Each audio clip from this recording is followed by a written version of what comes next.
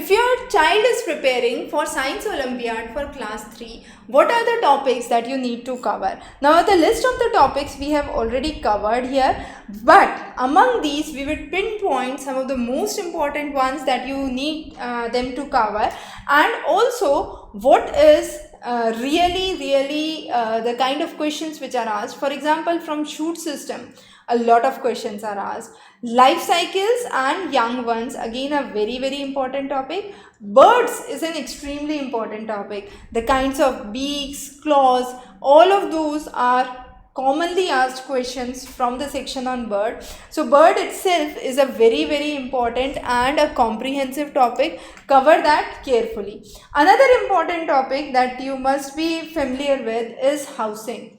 The types of houses, the various forms of houses, occupation and clothing, transport and road safety. So those are some of the topics that you have to cover exclusively in detail, and once you cover these, the communication, the traffic signals, topic 2021, these are really important. And then questions related to simple machines, biosphere, which is the concept of atmosphere, hydrosphere, lithosphere.